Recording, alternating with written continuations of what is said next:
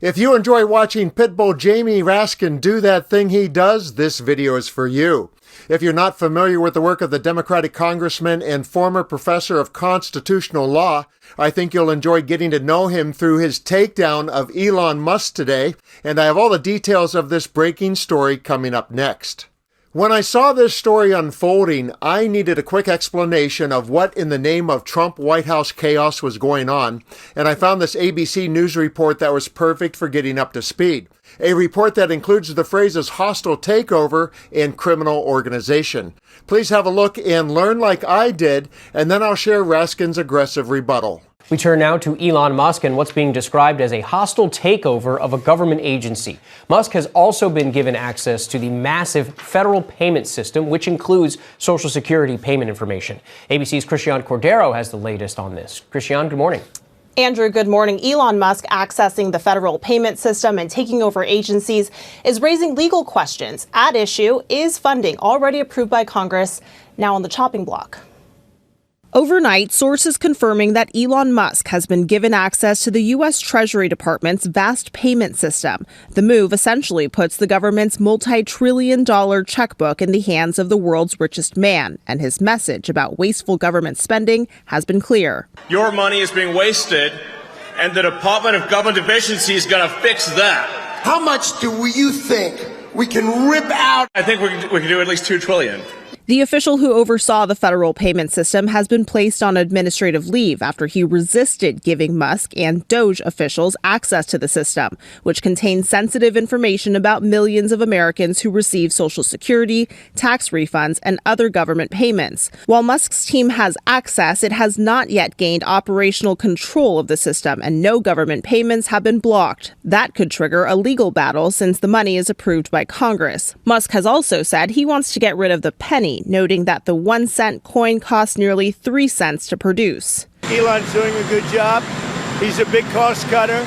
This weekend, Musk also taking aim at the U.S. Agency for International Development, or USAID, which is in charge of dispensing tens of billions of dollars in foreign aid. Musk writing USAID is a criminal organization. Time for it to die. To be clear, in shutting down which we're in the process of doing, shutting down USAID. About 100 staffers were placed on leave after the agency refused to give Musk's team access to classified material. The team was eventually given that access. The Trump administration has already faced legal hurdles while pushing to gain more control of government spending. Just last week, Trump's executive action freezing federal grants and loans was blocked by the courts. Back to USAID, many staffers have lost access to their email and other accounts, and the agency's website was taken down. Critics are demanding to know why a group in charge of government efficiency needs to be conducting this apparent takeover of an agency. Elon Musk is at times an unhinged man with many vendettas and axes to grind.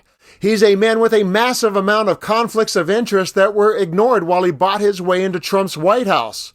He's a man who consistently signals his affinity for far-right extremism and white nationalism, and now he's a man who has been given unprecedented access to governmental power and can determine how our taxpayer money flows. What could go wrong with this?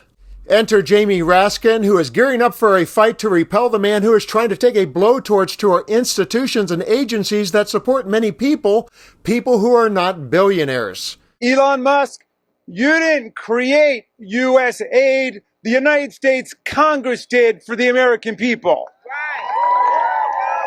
And just like Elon Musk did not create USAID, he doesn't have the power to destroy it. And who's going to stop him? We are. We're going to stop him.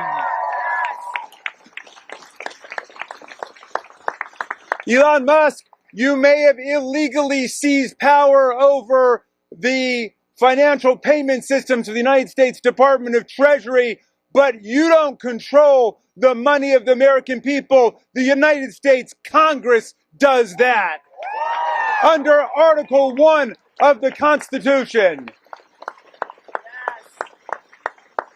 And just like the president who is elected to something cannot impound the money of the people, we don't have a fourth branch of government called Elon Musk. And that's going to become real clear And Senator Chris Murphy also spoke at the same event. Have a listen to learn more about why this particular fight is so important to Democrats, and he also exposes Musk's self-interest. So, Elon Musk has been floating all sorts of awful, terrible conspiracy theories about what happens at USAID.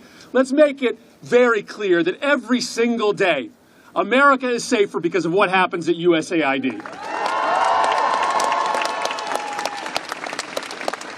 USAID fights terrorist groups all across this world, making sure that we address the underlying causes for a retreat to terrorism. USAID chases China all around the world, making sure that China doesn't monopolize contracts for critical minerals and port infrastructure all around the world.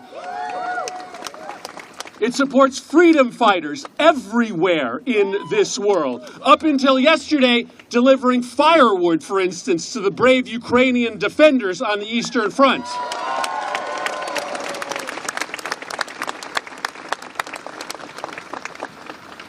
But let's not pull any punches about why this is happening. Elon Musk makes billions of dollars based off of his business with China.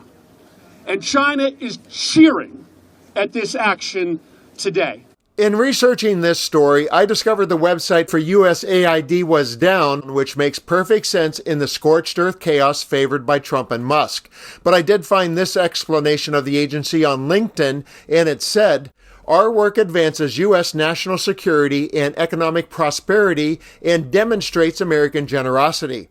USAID is the lead U.S. government agency that works to end extreme global poverty and enable resilient democratic societies to realize their potential." Whenever we see mentions of poverty when it comes to world affairs, we can be fairly certain that they're talking mostly about countries with people of color, and probably not countries with resources that can be exploited like Panama or Greenland. And that reminds me of Donald Trump once catching well-deserved flack for referring to Haiti, El Salvador, and African countries as whole countries. That moment was very revealing, and obviously Elon Musk has picked up that racist baton. And here we are in Trump World 2025, and another pocket of resistance is unfolding. And I, for one, am grateful that Raskin, Murphy, and others are there to represent and defend American generosity.